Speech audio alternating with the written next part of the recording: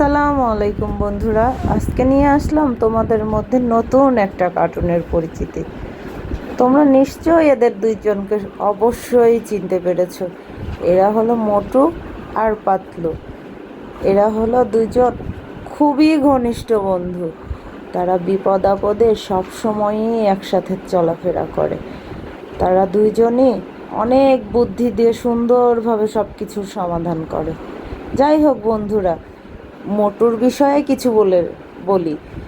মোটু কিছু করতে গেলে তার বুদ্ধি খোলে না, যদি না সে সিঙাড়া খায়। সে সিঙাড়া খাওয়ার পরেই তার বুদ্ধি খুলে যায়। আর পাতলু, সে তো অলওয়েজ বুদ্ধিমান। তারা দুইজন অলওয়েজ বুদ্ধি দ্বারাই সব কিছুর সমাধান করে থাকে। মোটু পাতলু আসলেই কার্টুন, কাল্পনিক কিছু বিষয়, কিন্তু এই কার্টুনগুলো দ্বারাই আমাদেরকে অনেক কিছু শিখিয়ে থাকে। সেগুলো সুন্দরভাবে বাঁচতে শেখায়, সুন্দর চলতে শেখায় এবং সবার সাথে মিলেমিশে চলার অভ্যাস গড়ায়। এই কার্টুনের মাধ্যমেই আমরা একে অপরের সাথে মিলে চলার শিখতে পারি।